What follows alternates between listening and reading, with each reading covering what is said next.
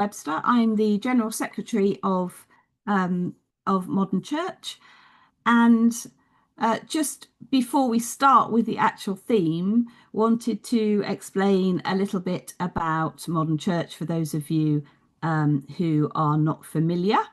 So Modern Church is a more than century old organization which promotes the study and critical reflection on progressive theological issues, engaging with really all sorts of aspects of the world. So politics, social movements, the arts and culture. And we do that through a range of conferences, events like this, and through publications. We have a fantastic journal called Modern Believing that you have access to if you join. So always urge those who are engaging with these events to go and take a look at our website and possibly consider joining us and the vision that we have for really resourcing people's theological reflection across a whole range of issues. Just to say, our latest edition of the journal is interestingly looking at issues of mission as solidarity and solidarity as mission. So a kind of related theme to this evening with a global perspective as well. So we're doing a double on mission, but mission globally rather than just domestically. Although this evening, obviously, I think we'll be addressing both those issues. So in a moment, I'll introduce briefly our speakers, but just to say what our format's going to be. Obviously, this is bigger than the book, but the book is important. I would love to be able to hold the book up so that you can all see it, but I have a Kindle copy. So unfortunately I can't, but I'm sure Israel, when it comes to his role, you're not on screen at the moment, Israel, but when you are, please do that. It's a very attractive looking book, and it's worth a look, and definitely worth a read. So the book is called we've called this evening a Polyphonic God Exploring Intercultural Mission. The book's subtitle is slightly different. I'm going to hand over to Israel to do an introduction to the book because it's fairly new out. So I'm not anticipating that everybody will have read it yet. Then two of the three other editors are with us this evening. Sadly, the third, Usha Reif-Schneider, has come down with a rather serious flu, so she's not able to be with us, which is a shame because I absolutely loved her chapter in the book. So Israel will start us off. Then the other two editors and members of the panel will speak, and that's Sharon Prentice and David Wise. I will introduce each of those in a bit more detail before they speak, but they obviously they will each want to add information about themselves. Just to say that I've encouraged our contributors really to share why they're personally passionate about intercultural mission.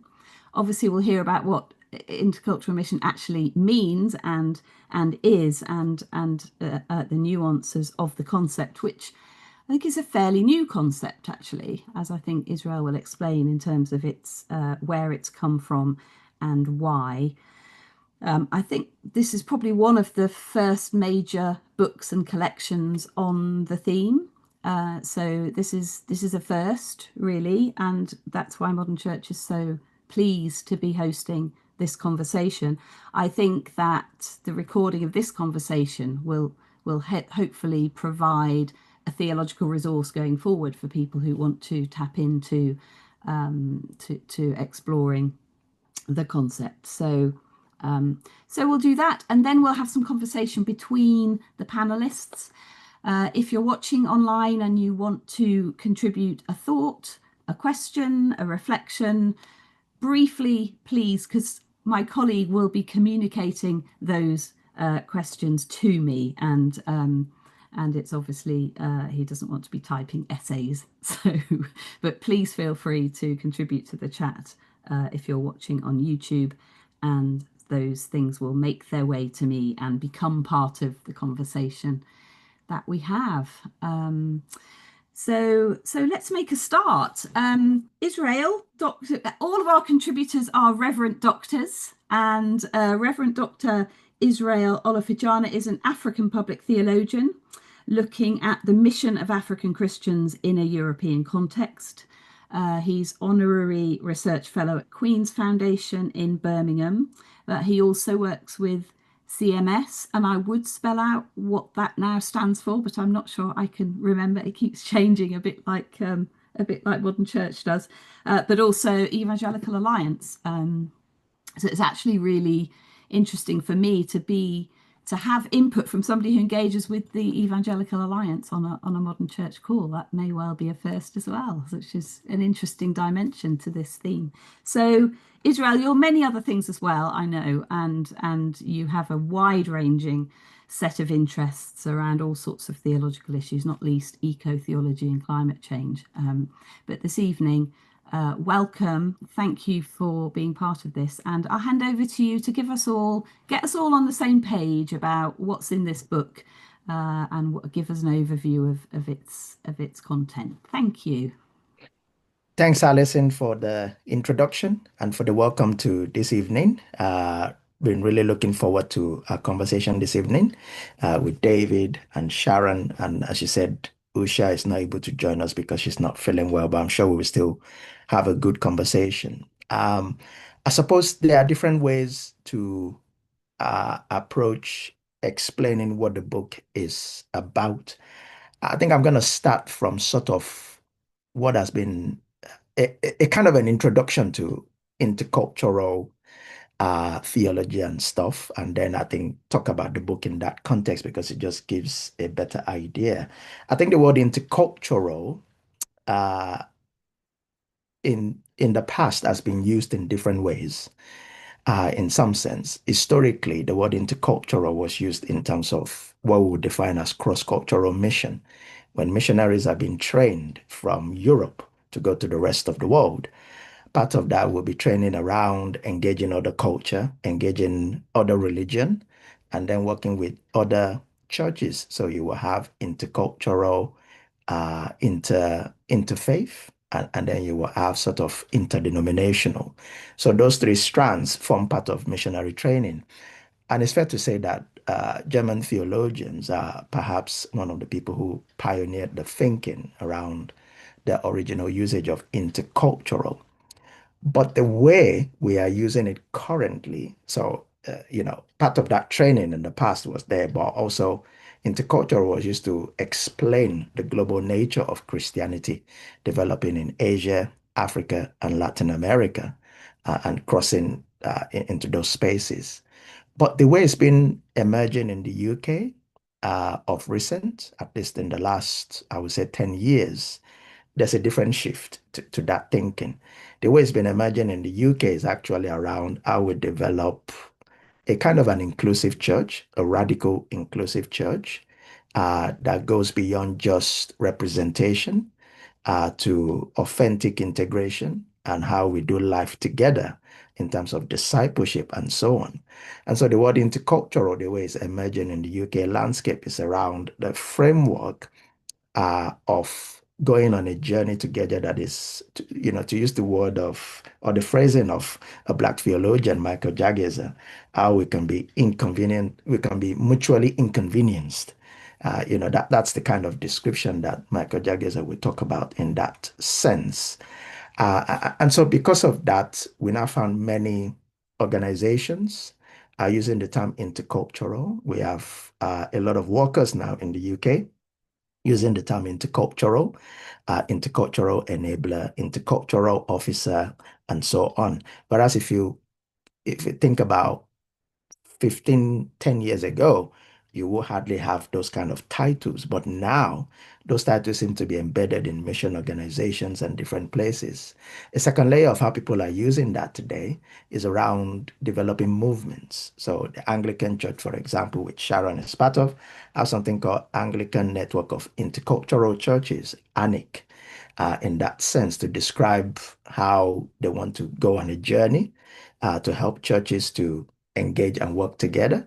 There are other denominations that are doing that or network. There's another one led by my friend who is a Baptist minister called Intercultural Churches and City Transformation, focusing on unity movements in different regions. So there's all this network springing up, and titles are being used around the word intercultural in that sense, which simply means that sometimes people abuse the word, you know, in a lot of ways, or people just put anything in that term into cultural, but actually it's meant to be a radical way of thinking, not just a fanciful way of saying, oh, or replacing the word multicultural with intercultural, whereas we're still actually operating in multicultural spaces. And so one of the observation we had, so myself and David and Sharon, we're part of something called Intercultural Leadership Forum.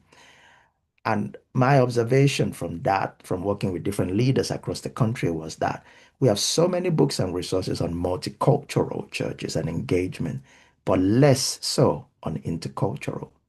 So we thought of putting a book together to sort of fill the gap. And the way we thought about it, at least in the original conception, is that it would not be wise to just have one voice for such a book as this, because if the idea is intercultural, we need different case studies, different people to engage it. So we decided to, myself and David and Usha decided to make it an edited book. So the three of us coming from different background. I'm Yoruba Nigerian. David is English. Usha is from South Asian background. And we have altogether 17 writers, 15 contributions or 15 chapters divided into three sections. There's a section on intercultural theology, intercultural churches, which has lots of case studies from different perspectives, and then intercultural justice to explore the angle of racial justice, because there's no way you're going to do intercultural churches without talking about racial justice. In a multicultural church, you can ignore it. You might not even talk about it, but there's no way I think you can genuinely want to develop an intercultural church without engaging concerns around racial justice. So the third section is around racial justice in that sense. But to move on from that brief introduction, I think this book, when we were sort of envisioning it, we couldn't have planned it for the time that it's being released. It was released a few months, but we are having a lot of conversations around Christian nationalism, far right, migration. And these are interesting themes that is dividing society, is polarizing us at the moment, and is asking a lot of questions around identity. What does it mean to be British? What does it mean to be English in particular, with the use of English flags and Union Jack flags and so on? I think this book, Polyphonic God, Polyphonic Theology, which underpins the idea in the book, speaks and challenges this. Because this book is saying that God is not a nationalist. This book is simply saying that God speaks multiple languages and inhabits different worldviews. So that's the antithesis of the idea of Christian nationalism, or God being for one particular nation in that sense. So it speaks directly into that with case studies. It speaks into that because now there's an increase in racism in society.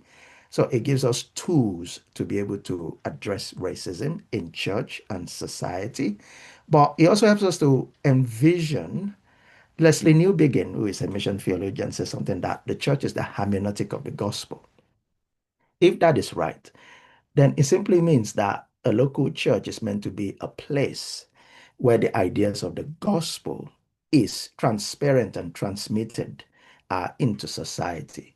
I think intercultural theology can help us to be countercultural in the society that we live in today, in the sense that it helps us to reimagine the other. It helps us to think about the identity of others, whether that's migrants, refugees, or asylum seekers that we're talking about, and to consider their humanity. But beyond that, not to settle for tolerance, not to settle for coexistence, but to settle for a shared life, a meaningful life. In a multicultural church, there is what I would describe as parallel realities. But in an intercultural church, there is shared realities. In a multicultural church, you can have different communities siloed and not have anything to do with each other. But in an intercultural church, you have to engage. So it gives us a kind of a focal point and theology to rethink how we do church, how we do ecclesiology in a very powerful way. So I think this book has come timely as a way to remind us of us together being created in God's image and what's the implication of that for how we do church in this modern time. I'm going to leave it there so that Sharon and David can contribute to the conversation as well.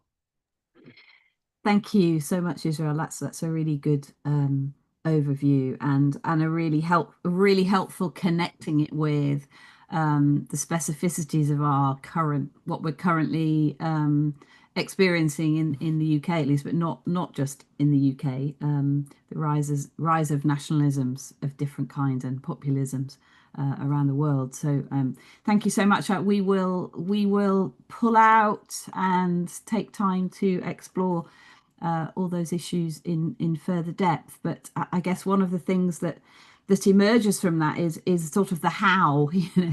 How can our churches be those sort of in embodiments and transparent embodiments of gospel speaking into our society. And I know that David, we didn't discuss who was going to go next, but I think David has had years of experience of doing precisely that in one particular location that you write about in the book. So just to say, David, you can introduce yourself, but you are a Baptist minister and you were for 35 years in Greenford Baptist Church in West London. And you describe very carefully and in a very nuanced way how that church congregation was itself transformed into an intercultural community. So invite you now to say more about that, David, and I know you've got some stories around that to share with us. Thank you so much for being here with us.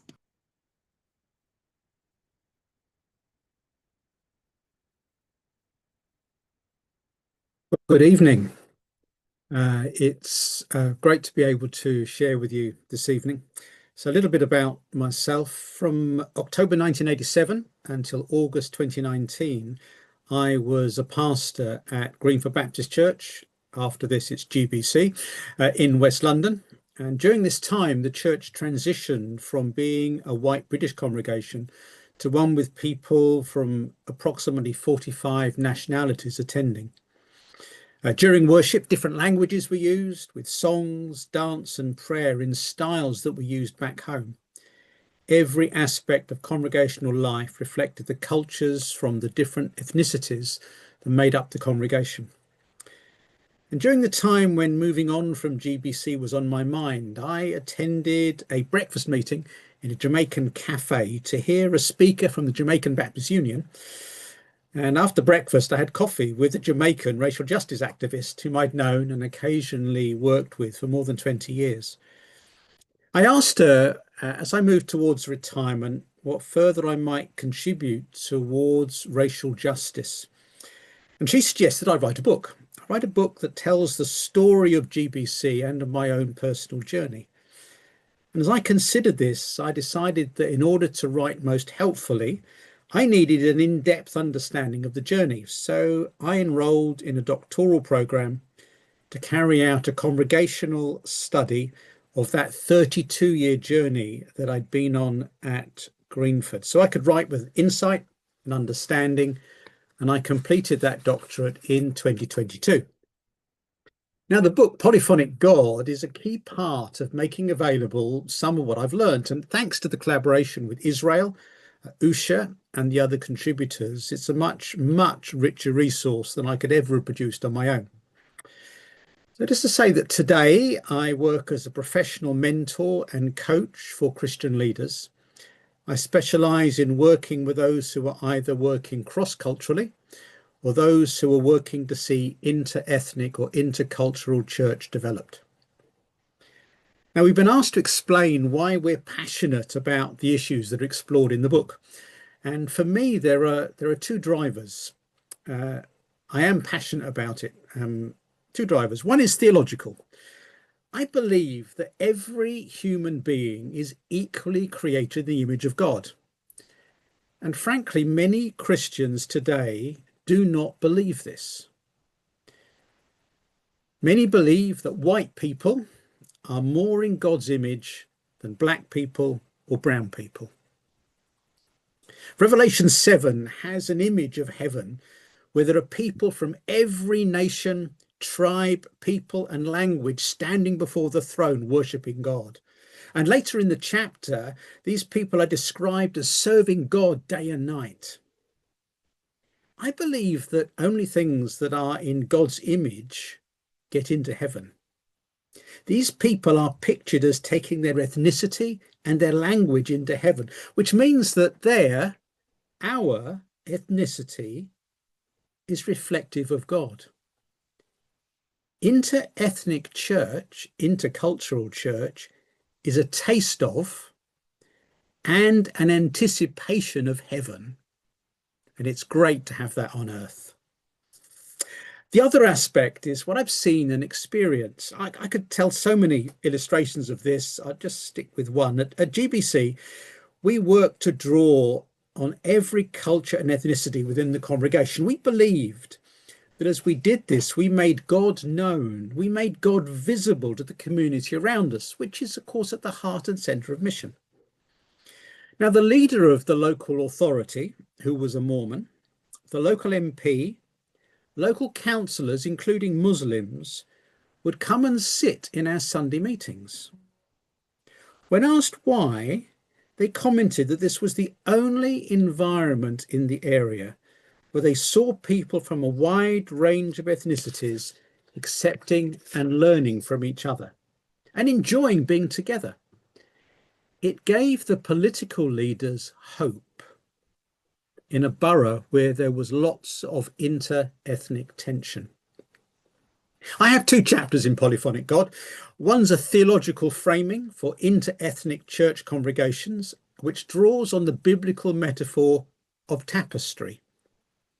My research showed that the use of this metaphor at GBC was a key component in tackling racism and helping us draw on the riches of the ethnic cultures that were there represented within the church.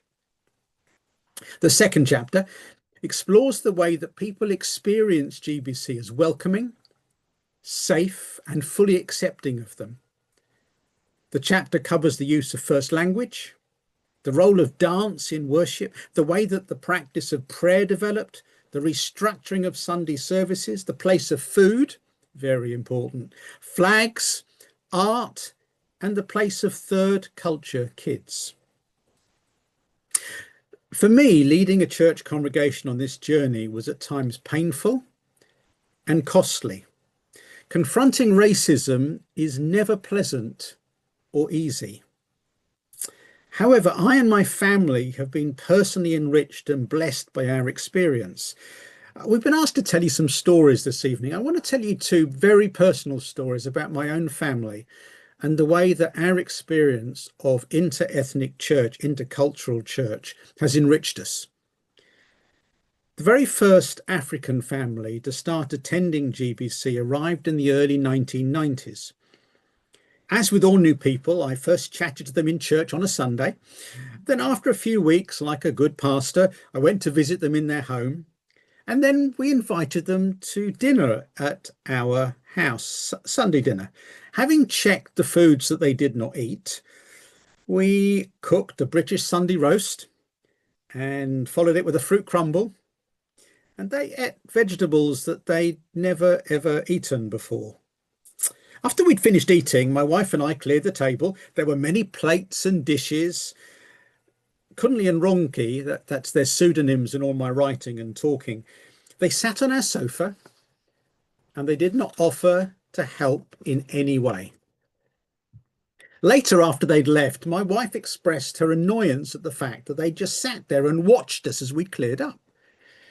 Now, bearing in mind that this was my first experience, our first experience of people from very different ethnicities eating in our house, I wondered if there was something we were missing here. So next time I saw Kunli at church, I asked him how he'd found the evening and the food. I then took a risk. Done lots of them in my ministry. I gently mentioned how my wife had felt.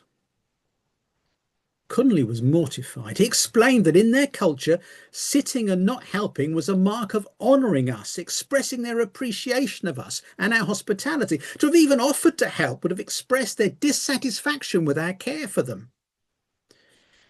And that turned out to be the start of a deep friendship. Today, and for many years, Cunley has become my closest friend apart from my wife. We are viewed as part of his family. I've travelled with him to the area where he grew up, met many of his and his wife's family there. He has enabled me to sometimes see life through his eyes. My life, that of my family, have been enriched by a relationship with Cunley, who has become one of the senior leaders in the church where I was pastor. Second, and more briefly, our youngest son was born while we were at GBC, so he grew up in an interethnic church. His friends at church came from many different countries. He naturally grew up enjoying the different ways people around him at church engaged with life, the different approaches, the different foods, the different music. Today he works in an environment where he encounters people from other ethnicities, often in situations of extreme stress or extreme distress. He talks about how he has a distinct advantage over many of his work colleagues in that his experience of other ways of seeing life means that he does not jump to quick conclusions about what is taking place, about the meaning of people's actions or demeanour. And so he's able to engage with people in ways that others can't. I'll stop there for now. David, thank you. Thank you so much. I think those stories really highlight so many issues, don't they, that we will explore in more depth. So thank you so much for sharing those things. Our final speaker in the first round, anyway, is Sharon Prentice. Sharon has quite recently changed her job, so the published biog is not up to date. Sharon is joining us from Bermuda, where she is canon theologian at Cathedral in Hamilton.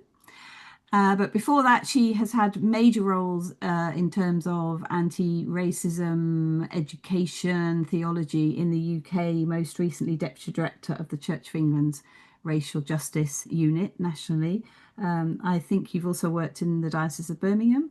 And I think you've had many other roles in terms of education and community work and health settings. So you're really bringing a wide set of experiences to this. So Sharon, thank you so much for joining us, and look forward to hearing your own take on this important theme. Thank you, Alison, and hi everyone. And I think one of the things for me, I always like to start with stories because that's very reflective of my culture and the story of why I got interested in this whole area, because I was brought up in a place in Yorkshire where there were a number of people from all over the world, from Pakistan, from India, from Poland, from the Caribbean. And I grew up, and this was in the sort of late 60s, early 70s, thinking that the world was like that we were all interested in each other's food, and that's always a good place to start, but also in each other's cultures and holidays. So it was out of a natural curiosity, really, that my interest and really my education, I could find out about the world by traveling down my street, basically. And so my interest came out of that. And so when Israel asked me to consider writing a chapter for the book, it was in my capacity as Deputy Director of the Racial Justice Unit at the Church of England. And some of you may be aware that the Church over the last few years has been looking at forensically its involvement in transatlantic chattel slavery, but also the repercussions on church structure, content of liturgy, culture of that history, and how it has led to a disparity in relation to the involvement of people from a diverse background, and Black and brown people, and how some of the views from the past have actually become almost, I want to use the word reified, which means set in stone within the church context. One of the things that I was particularly interested in was the importance of justice. Now, we could see justice and define justice from a very secular point of view in terms of the law, in relation to doing what's right, having some sort of recompense for wrongdoing or righting a wrong, which on one level is what justice is about. It's making redress for those victims that have been the subject of injustice. But I was interested also in it from a theological point of view. And what does justice mean in relation to God's take on justice? And for me, a deep dive into that in relation to intercultural church. Myself and my husband are both Christian leaders. We have been leading church with others for the last 30 years. And so naturally, that has become part of our experience, but also intentionally, because it has been all about seeing the whole people of God being a part of what the whole people of God are in terms of witnessing. So it was always a very natural part of our life together. And of course, I always say that intercultural church is probably the very first messy church, because it means abdicating our own sense of what we perceive to be right, or what we perceive to be our positional power, to listen to and to engage in a mutuality, a mutual reciprocity. And Bishop Martin Snow from Leicester has written about this idea in relation to radical receptivity and also this mutual gift exchange. But also for me, this idea of justice was about, okay, so how can we intentionally do this as we see God as being righteous and just? The two terms often come together, and what we often do is we separate them and we think of justice in a very narrow, defined way. So if we're to inhabit what being a intercultural church, a way of life of living together where we mutually respect one another, it does actually mean naming and articulating those aspects of power, those aspects of where we're not seeing the totality of ourselves being reflected. It means also, what does it mean to have solidarity with those whose voices are often marginalized? What does it mean to worship in ways that aren't superficial, that are really about learning each other's culture, way of life, ways of being? What does it mean to listen to different cultural perspectives in a just way, and not depending on one mode of being or listening or reading, but actually extending ourselves and being generous and learning to adopt a new way of being? So for me, the idea of a just God, which we read throughout Scripture in the Hebrew Bible, the Psalms are full of God is a God of righteousness and justice in Psalm 11, and what that means in relation to other nations. That God abhors offerings of sacrifice, but rather the people's heart be turned to mercy and justice, as it says in Micah 6:8.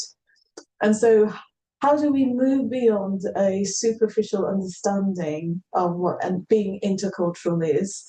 It's not just listening to each other's music, but authentically inhabiting with integrity what it means to earnestly open ourselves to another perspective and to see all those perspectives as much as we can do reflected within the kingdom.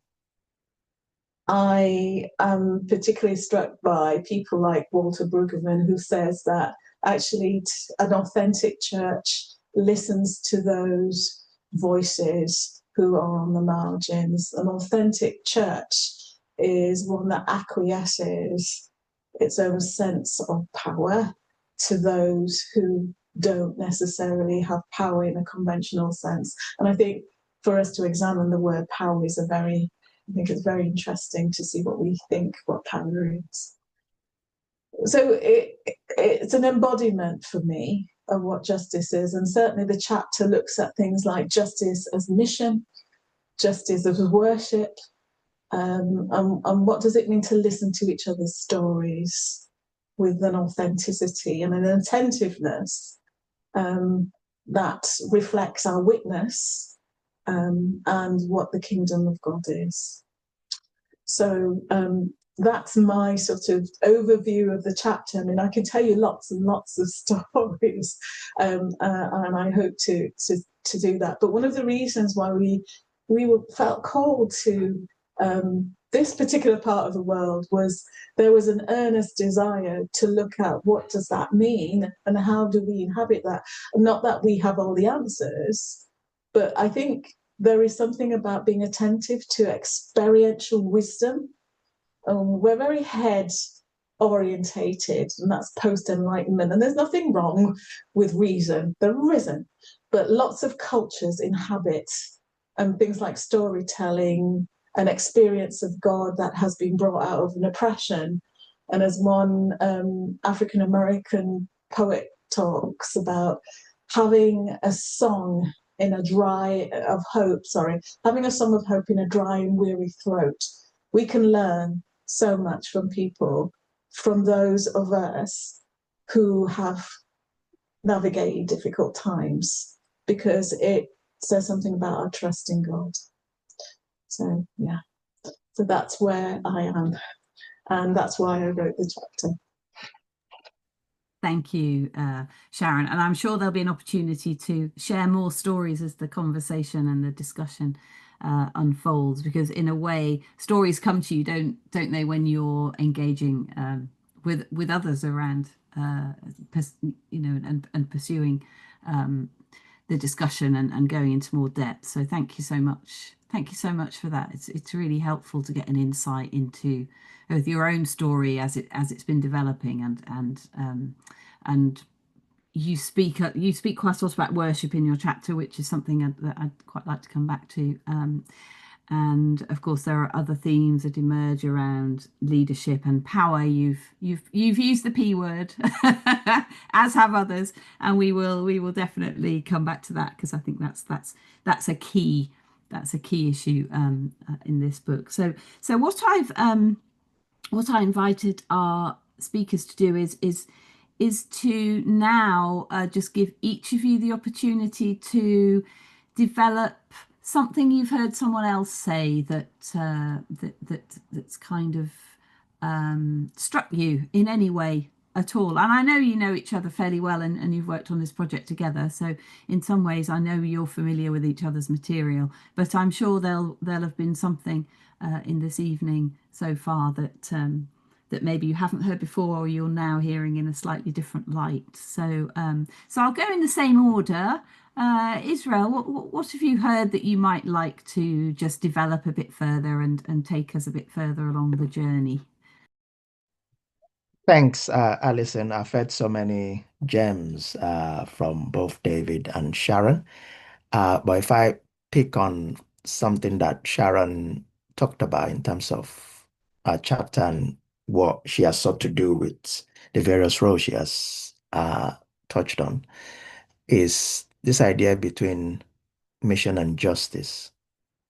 I think for me, it's very crucial because I think there are some church traditions where that is almost separated.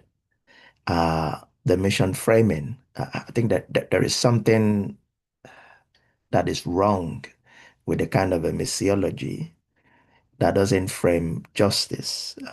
There's no way you will read scripture. God's mission includes justice.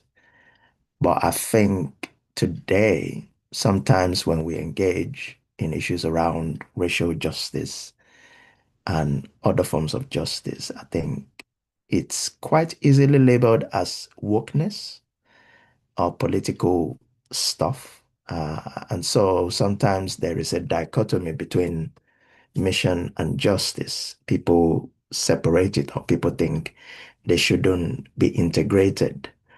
But I wonder whether perhaps that might be a problem with the Western mindset in a lot of ways in terms of our framing.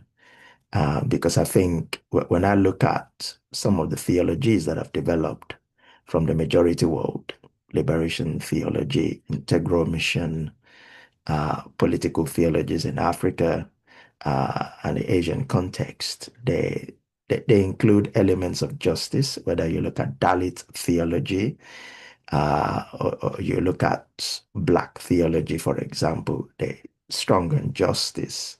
And so that idea of separating it, or of not integrating it, or of not seeing it as coherent is one that I think is still problematic in certain circles of church today, in the UK and different parts of the Western church in that sense. So, and I think one of the ways I've sought to address that is to talk in the context of, a discipleship that centers justice concerns in that sense, and not to see it as an add-on. Because many times churches want to engage racial justice, but the challenge is they said, oh, there is mission, and then there is racial justice. And I think that's not going to help us to move forward if that's the way we still keep looking at it, that there is mission and then there is racial justice. But actually, racial justice should be included in God's mission. Uh, yes, people will say, well, the word racial justice does not exist in the Bible. Of course, it doesn't. But what we see that exists in Scripture is how we treat each other. And the template we have is this relationship between Gentiles and Jews. And the way Paul talks about the gospel in Ephesians chapter 2 was reconciliation between humanity and God, but reconciliation between divided humanity, which the case study used was Gentiles and Jews now being forming one new humanity church in that sense. And of course, the Old Testament is full of justice, the word, and the New Testament, the right word in scripture is righteousness in that sense. So I think this idea of mission as justice, discipleship, worship, I think is crucial to shift the conversation in several ways. So that's one that I think I want to affirm that I think I've heard Sharon shared about. Thank you, Israel. Can I just, before I move on to David, I just wanted to clarify that because you talk in the book about the Black Lives Matter movement being a catalyst to the intercultural church model in Britain. Could you just say a bit more about what was it about that moment that enabled that emergence of a new focus on intercultural mission? Because that's obviously very much in line with the racial justice and the justice angle. Did you want to say a bit more? Sure. Yeah, I think before the pandemic and the death of George Floyd and the reemergence of the Black Lives Matter, I think many of us who work in the area of justice, racial justice in the UK, it was getting to a place where it was kind of like playing a broken record because people were like, yeah, yes, people keep going on about racial justice in the church. But I think when the death of George Floyd happened, it became a catalyst for rethinking racial justice issues. And of course, the Black Lives Matter emerged not long after, or re-emerged, shall we say, not long after that. I think what that did was it kind of busted the bubble for us in Britain, because I think there is a way we think in Britain that we are post-racial. It's obviously very clear now that we are not post-racial. But before the pandemic, there was just this notion that as Brits, we're doing better than Americans because of certain ways of how we feel to things and society. We don't like to rock the boat on sensibilities, whereas Americans will have those heavy conversations and talk about race. In the UK, we don't want to talk about race. And so when the death of George Floyd happened, it gave an opportunity for a lot of churches and people to talk about it. So it busted the bubble. And I think it gave us a kind of a momentum to pursue racial justice. Now, where we are now, 5 years on, I think it's interesting to observe the landscape again, where we are, where there's now a serious increase in racism in society, and the church is very much divided on the subject. I think we're kind of getting to a place where I think we've been set back a bit, if I'm honest, and we need to pick up that conversation again. But we had momentum with the death of George Floyd and Black Lives Matter. Obviously, not every part of the church in the UK agree with the Black Lives Matter. Some see it as problematic. Some see it as wokeness. Some see it as, critical race theory coming into the church. And in that sense, but nevertheless, it gave us an opportunity to talk about things and to address issues around injustice in the church, particularly around racism. Thank you. Thank you. That's really helpful, and I'm sure in our discussions we can focus more on what's specific about now, and maybe some of the ways in which the model that you're exploring in the book can be particularly useful now in the challenges that we have. But before we do that, David, what is there something that you've heard this evening that you want to develop from the others? It's I'd made this decision before Israel started speaking, but it is race justice. I find myself continually frustrated by the unwillingness of white British church leaders to actually see race justice as an issue that's got anything to do with church. And I, having moved away from London, now living out in Sussex, it's like going back 15, 20 years. In conversations I have with people, they just don't see it as an issue. I remember a conversation with a pastor of church that I was in membership with, just talking about Racial Justice Sunday and celebrating it within the church. And he said, "Well, it's not relevant." What? And it's great hearing Sharon talking about that and seeing the way that this idea of justice being actually in worship, in every aspect, every component of church life. At Greenford, the church had a massive wake-up call. It's not time to unpack the whole thing, but we had an Asian family in the church who were the victims of a very serious racially motivated attack, where the police had failed to protect them. There were lots of signs that it was coming. They took no action. 3 of the family were very seriously injured with I think what the phrase is, life-changing injuries. And that galvanized us, because and this was accepted by the Police Complaints Authority. The police never investigated the assault properly, and so on and so on. And that galvanized the church to see that actually this is something that is an issue. And so we talked about that. And I just remembering 2 different conferences where I've spoken about the need for us as white British church leaders. They were both largely white British conferences, to engage in racial justice. And in one of them, I had a church leader came up to me and said, if I didn't know you, I wouldn't have believed that what you'd said today was true. And this was talking about the experience of Black people that I knew personally in the UK. And in another conference that I spoke at, I had a leader of a very big. If I said the name of the church, most people would know it. Came up to say to me, said, "Yeah, it's never crossed my mind." So thank you so much for what I've heard you say. I've been really challenged by that. It's never crossed my mind that I or we should be doing anything about race justice. And this is a church that had been seeing and is still seeing an increasing number of migrants and asylum seekers attending the church. Racial justice just never crossed the mind, just not on the agenda. So I reread Sharon's chapter earlier today. I read it as part of the editing process, and it was just great to see that it's got justice everywhere, and that we have a God of justice. Justice is at the heart of the Godhead, and it ought to be at the heart of our lives and of our practice. For me,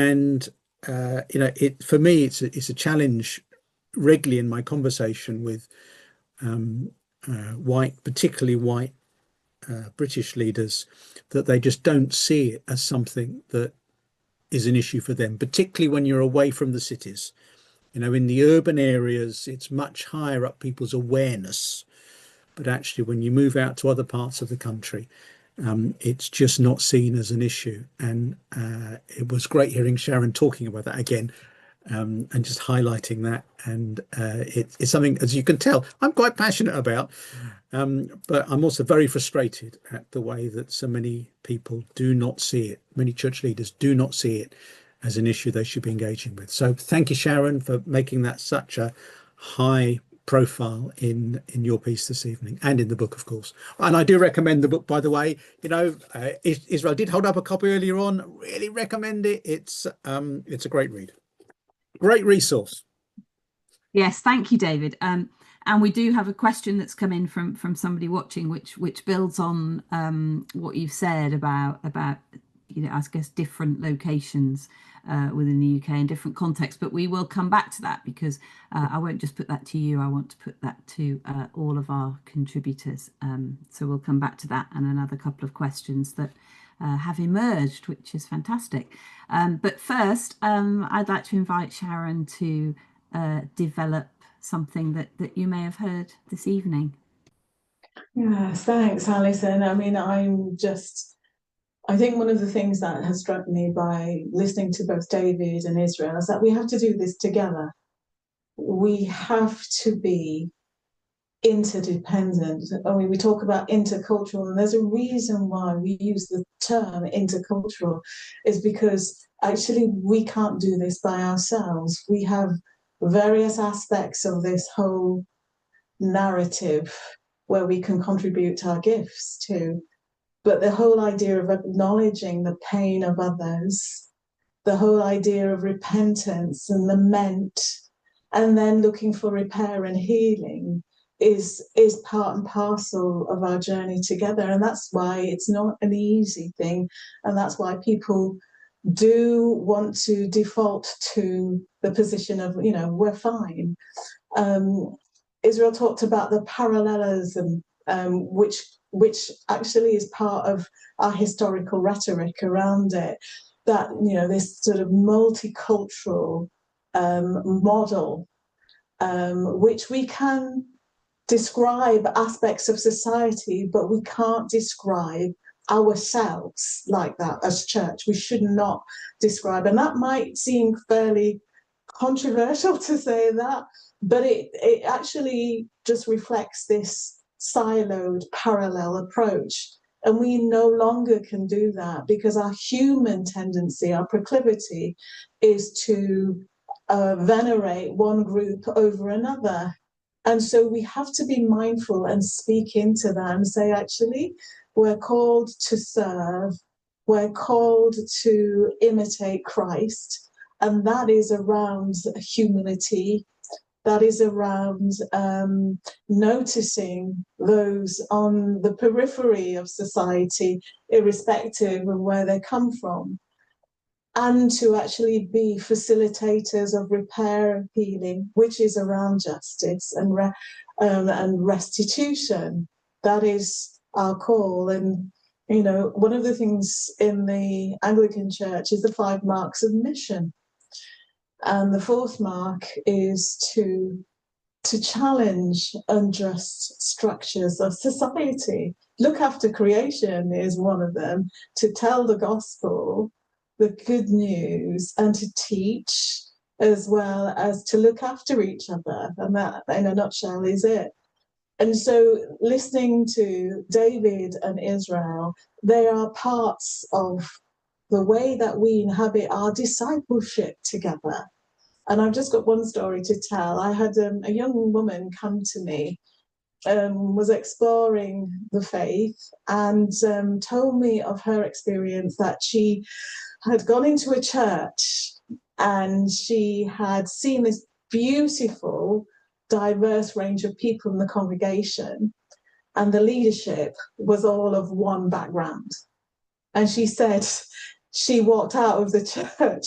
Why? Because she said, these people don't inhabit what they talk about. And that's what our young people, they're very, I think, are very astute. David talks about third culture children, which are basically children and young people that are born out of one culture, but also have to navigate some of the issues because they're not seen necessarily as belonging to the culture they were born into. And we don't talk about that in any great depth. So that's one of the reasons why I welcome this book, because it's so important for us to start those conversations. Thank you, Sharon. I mean, one of the issues that I said I did want to bring us back to before I come to the questions that people are sending in is this question about and it's about the power, that it's not just about the range or diversity of people that you have within a congregation. It's the how that is reflected in the leadership. How do we, and I guess I'm looking at David first, because in a sense your chapter is a story of how you've done this, but I think a lot of white majority churches have failed in this to say, when there is more of a diverse congregation, how do we break open these kind of congealed power structures by which it's the white people that are always in the leadership positions, and what are the tools by which you don't just ever do that once, do you? It's got to be a process where you're always alert and aware of, and always doing a power analysis of, and it was, I think it's Usha that talks about the muted voices, always on the lookout for whose voices are being muted, whose voices need to be muted, and whose voices need to be unmuted. And how do we do that? So I mean that's a question to anyone, but David, I guess to start with you, some insights from your experience about how did you disempower yourself, or did you not? Is that not the well? So there's this. I think that there's two components to. I mean, there has to be an intentionality. There's this moving from a position of power to actually sharing power within church doesn't happen without intentionality on the people that are in power. So, and I think at Greenford there were two key components to that. One was the investment in training people. So we put a lot of effort and resource into training people in skills for leadership, and right from the off, the bulk of those people who were in those training programs were people who were not white British. We had plenty of white British leaders, but they were younger people, because we didn't have a lot of younger leaders, but also people from other backgrounds, and giving them opportunities to do everything in the life of church, everything, sitting in leaders' meetings, leading stuff on Sundays, doing just everything that was a part of church ministry, give them experience at that, and gradually seeing more and more of those people coming into leadership. So we were in the position where the senior leadership team in the church, the other leadership, the ministries, the staff, reflected the ethnicities within the church. And these weren't token appointments. These were people who were really doing the stuff that is there. But there has to be a willingness. The other thing, there has to be a willingness to move white European thinking from the center, being the way that we judge the value of everything else. Being one of my first shocks as I grew into this was discovering the way that I taught the Bible, which I did twice a Sunday every week, was so Eurocentric, so filled with European thinking, because that's all of that initially I knew, that I was actually marginalizing other people in the church. And so I had to do something about that in terms of my own education and my own experience to move the white European theology to the side and to allow other voices to be heard in the church, and to get to the place where the church was not judging everything by how it conformed. We did that with worship at one stage, with music. How does it conform to European ways of music? Well, it doesn't. Well, we didn't ought to have that then. That sort of thinking that was there, it was never spoken out loud like that, or not until we named it. But there has to be that process that is there. And one of the things that's encouraged me at Greenford, having left there, having pushed this for 30 odd years when I was there, is that the church has continued to develop. I've been gone for it for 6 years now, and the first pastor it called to part replace me was an Indian national. Gives you some idea, to thinking and see the way, when I've been back and visited, the way that the whole inter-ethnic thing has still continued to grow and develop in the church, in its leadership, in its ministry, in its outreach, and all that, because it's become a part of the church's DNA. And that passion for justice that's still there as well. It's very much a part of church. I hope that does that answer your. I mean, I could talk about this all day, but I've probably said enough. I just have one supplementary about that before I open it to Israel and Sharon, and possibly inserting a question from a viewer at the same time, which is this image and metaphor you had of the tapestry, which I found really interesting. That seemed to be like a unifying thing that people could hold on to as a representation of what it was you were trying to do. And what you're saying in that is that the majority colours in the tapestry can often be the background, and like one strand of colour can actually completely make you see, can create a completely different picture. So that I can see how that helps with the minority majority kind of, but a tapestry is not really a metaphor that would immediately speak to me about dealing with issues of power. So I'm just wondering, how did that powerful metaphor work in favour of undoing the power structures? Yeah. So I would just explain, without going to any of the theology or biblical stuff, because we don't have time for that here. It's in the book, buy the book. But the idea of a tapestry is that the picture is made by the distinctiveness of the threads. It is the difference that makes the picture. And the picture for us as local church was actually expressing something of what God was like. And where this works with power, when you have a big background color and you've got some detail picture, it is the color that appears least that marks out the most significant detail in the picture.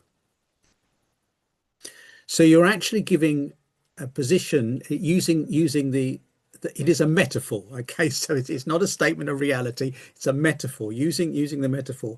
So let's say you've got some red streaks that are actually marking out a particular character in the picture.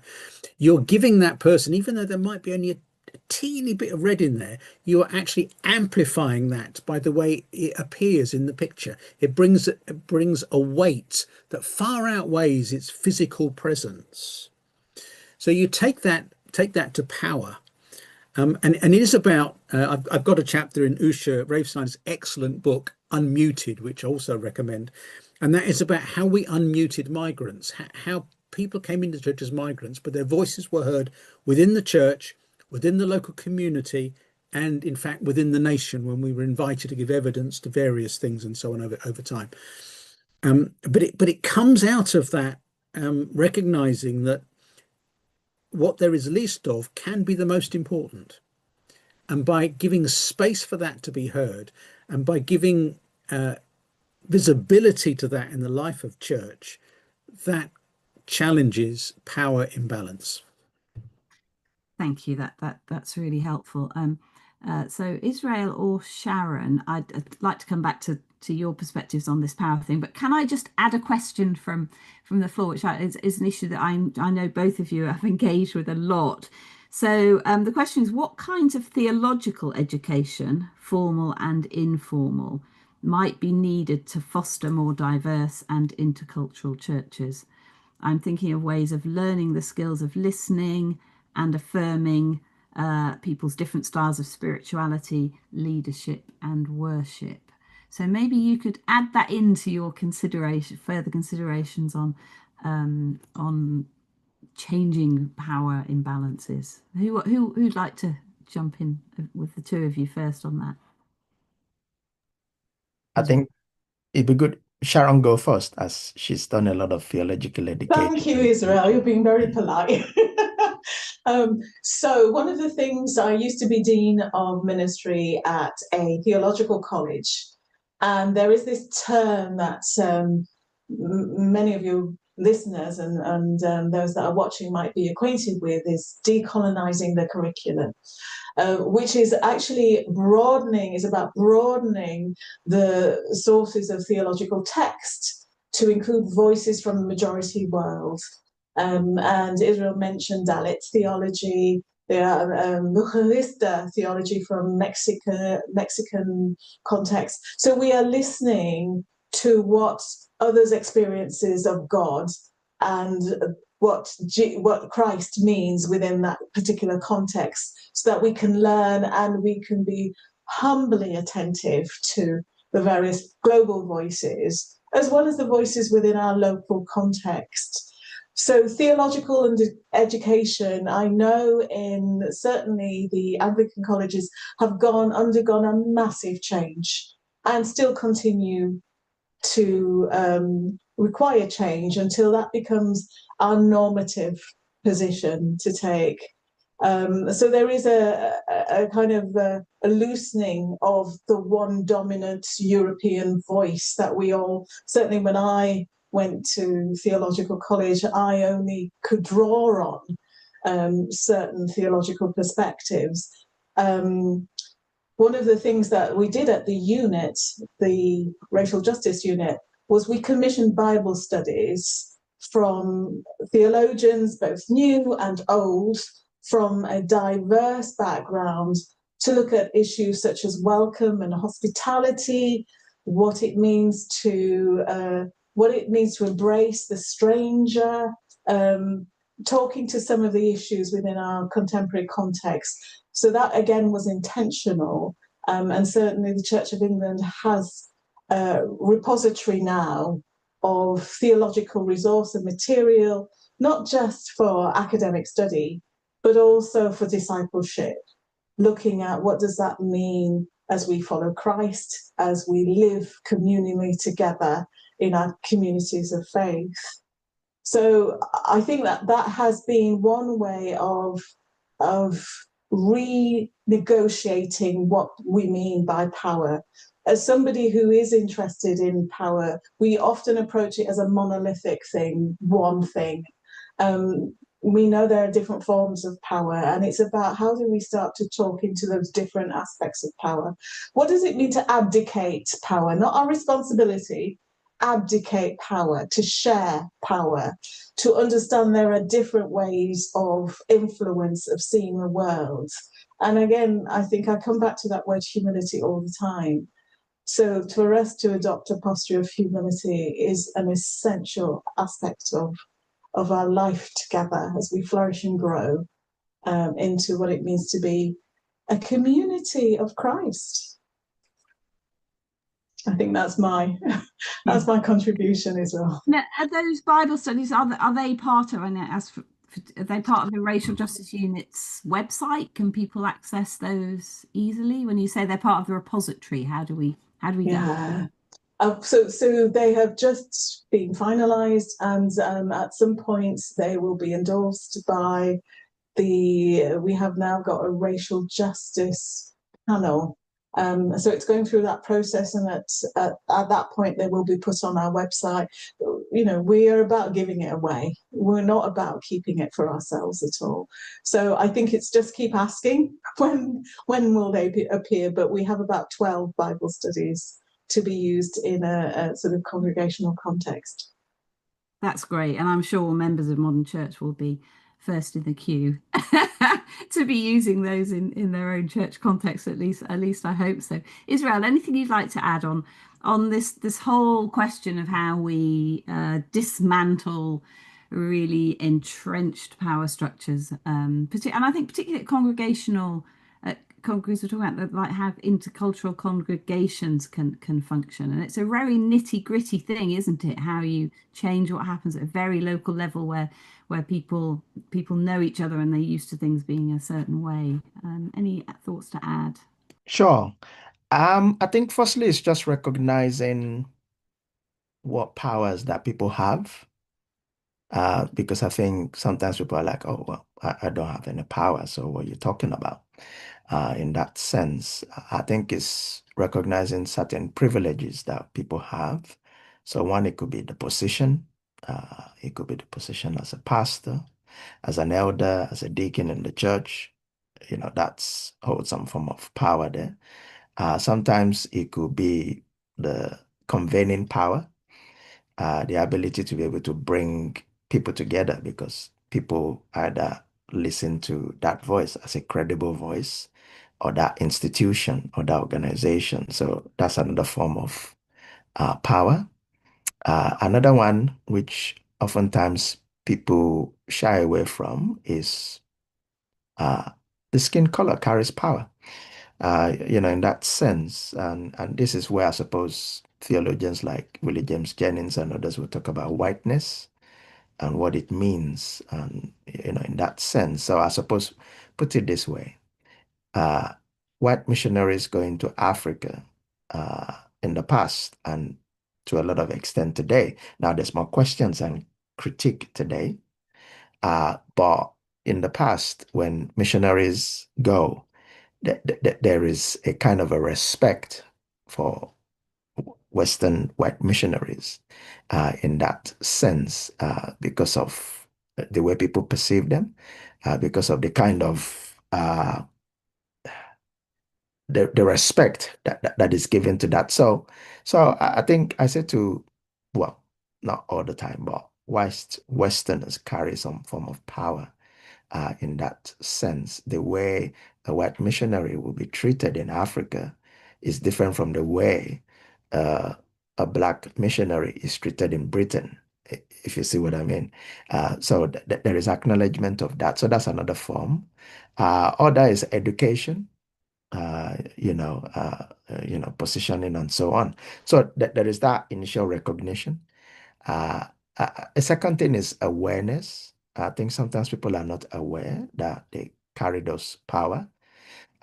In that sense, they don't recognize it. So there is the need for awareness to be able to help people to go on a journey of sharing power, should I say, sharing, giving space for others to come alongside. Now, that's a very difficult thing to do for any human being because we like to hold on to power. We like to hold on to whatever we've got. But we have to go on what I would describe as a kenotic discipleship.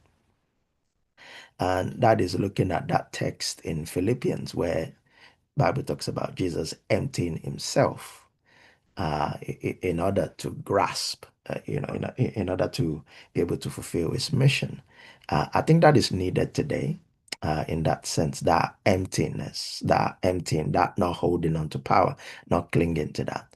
I think it's needed. And I think that's kenotic discipleship of sharing or of giving giving spaces, empowering others. One way to mitigate against, power is to empower others. I think that's very crucial, not in a colonial way, but in a way that allows people to flourish in our churches. And I've seen people do that. So if I share a story, as we've been sharing stories, the first church I was pastoring in Southeast London, the reason why I think I was able to pastor in this church was because the English lady that was the senior minister was happy to share power. She didn't see me as a threat. She didn't see me as someone who come in and take over. In fact, what was so interesting is that the dynamic of our leadership went to the extent that sometimes people thought I was the senior minister and she was like an associate minister, whereas actually the reverse is the case. She was the senior minister and I was the assistant minister in that sense. But she was very comfortable in sharing and allowing me to flourish, giving opportunities and helping and giving direction. So it's possible. It's doable, but it just requires a lot of as Sharon said, humility, requires a lot of awareness, requires a lot of intentionality to be able to do that, to share, to give space for other people in that sense. So yeah, so I think that would be an example of what I would give around that. Thank you. That's quite an agenda, isn't it, for both training and development, really, because it's partly it's personal, it's personal awareness of our own sense of privilege, what makes us feel secure, all of that stuff that plays out in interpersonal relationships in ministry and between clergy and congregations. But there's within this whole wider structure of the way things have always been done and how aware are we, and I think that's where the tool of a power analysis is so helpful, that it can help us maybe bring to light some of the things that are hidden in terms of our expectations about how things are always done. So thank you. You've all really offered some really helpful insights into that whole thing of power. Time is flying, and I want to just put to you a question that somebody raised, which I think is important and pertains to, in a way, what you've been saying already. But how much does racial justice and intercultural work in the church have crossovers with the wider inclusion agenda, with those excluded from full participation in their church due to gender, social class, disability, sexuality, etc.? Who wants to reflect on that crossover first? I mean, you don't all have to speak, because there is I can start. I think so the conversations we're having today, I think is very strong around race and class. And I think I know David has a different take on this because David uses more the word interethnic to focus on nationalities and ethnicity and culture in that sense. The way I use the word intercultural includes addressing different cultures, obviously, nationalities, but I also say class in that. And I see gender in that. So I've been to different places. Like, for example, I was speaking in Portugal May this year in a Pentecostal church. And as I finished talking about the need to develop intercultural church and so on, one of the questions I was asked by a lady is that the church has not done well with gender. Now you're adding culture to it. And, and so I think if a church is going to be intercultural, we have to address issues around gender, this male-female power dynamics. So again, just to give another example, I've just come back from South Korea, where we just had World Evangelical Alliance have a General Assembly. And it was a good conversation. It was a good global event and so on. But I was just struck by the lack of women. Not that women were not speaking, yeah, there were women speaking, in panel plenary sessions and so on. But it was obvious on some days that there were not enough women speaking on this platform here. And part of that was theological, part of that was culture, part of that was tradition in that sense. So I think if we're talking about intercultural, in my own thinking and the way I frame it, I think it's got to address not just issues around race, but also class. Some would say that's perhaps stretching the word intercultural too much. And I understand the argument as well, but I think there's no way we're going to do that, because in certain contexts where you actually don't have maybe ethnic and cultural diversity, but what you have is class. In rural setting, the question is, how do they practice interculturality?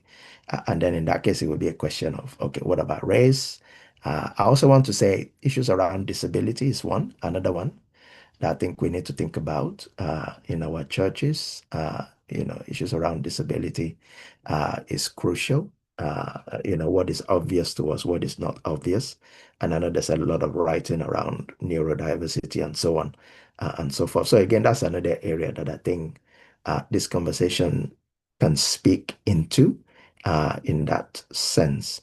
But as I said, in some places, the barriers are theology, some barriers are culture, some are tradition, or some are, in terms of disability, some are taboos and so on that needs to be addressed. And we got some colleagues. So Usha is not here, but in Usha's edited book, Unmuted, one of the case studies there was actually around what we would describe as disability missiology, written by someone called Donna Jennings, who has got a son who suffers from some form of disability, and she was expanding on the implications of that for discipleship. So I think these are issues that we need to engage today through the intercultural lens.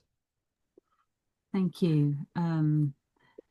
David, did you want? Yeah, one of the things Israel commented that my focus has been very much on interethnic work, and that was the context of my doctorate. One of the things that took me by surprise was being invited to speak at a study day where people were working on how to enable women to have a much greater profile of leadership in church.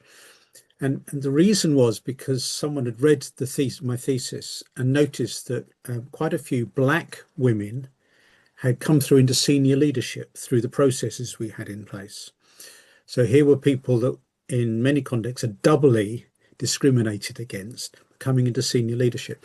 And I think there is, I realized when preparing for that, there is a crossover here, because once you start looking at this issue of racism and power and moving white privilege from the center, Willie James Jennings points out that it's not only whiteness that is privileged, but masculinity that's privileged.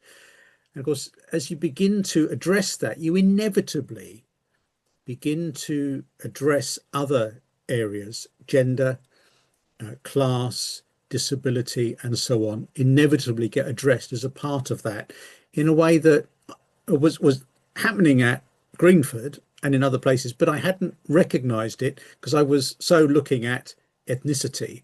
But when you start digging into justice, it's justice for all. Sharon, did you want to come in fairly briefly so that I've got time to give you all a last word?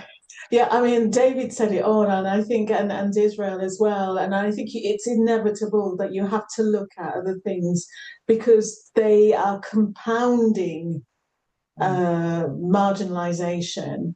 And what we are very acutely aware of is that we don't set things up in opposition to each other or competition to each other.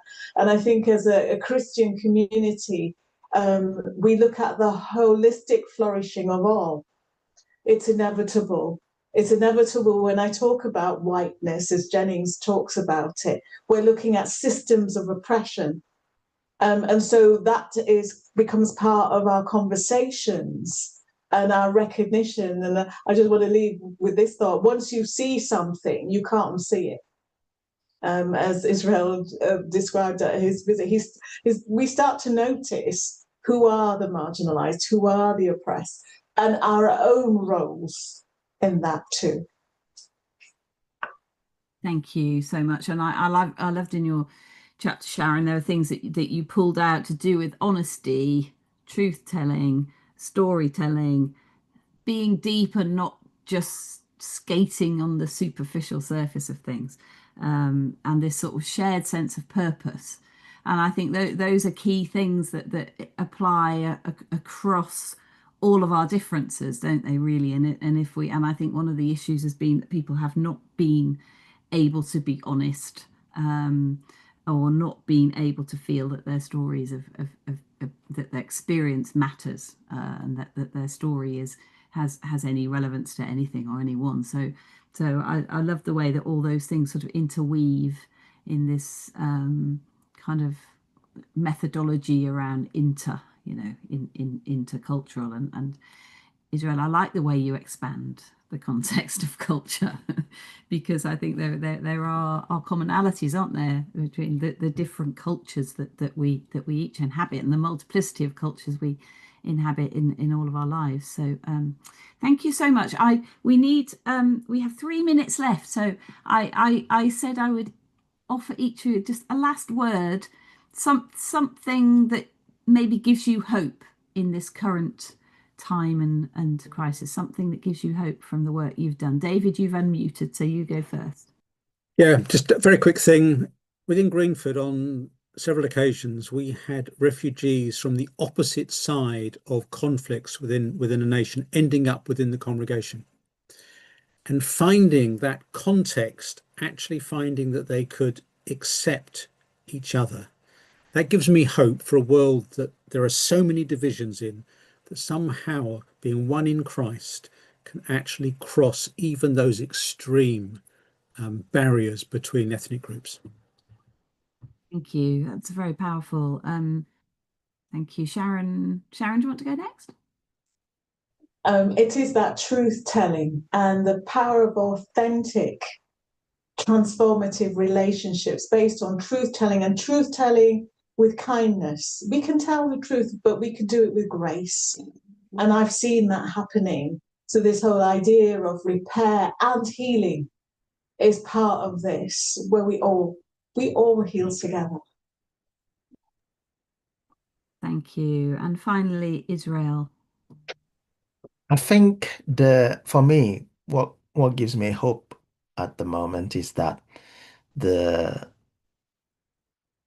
sort of the movement around intercultural churches in the UK, the various networks that have emerged. I think when I look at them and what they're trying to do, gives me an encouragement, because it's not just one lone voice or a voice here or there, but it's becoming a kind of a movement in the UK where there are more people interested in this and talking about it. It's still not mainstream yet, but nevertheless, on the margins is this movement that has emerged around intercultural church in the UK, and that gives me a lot of hope.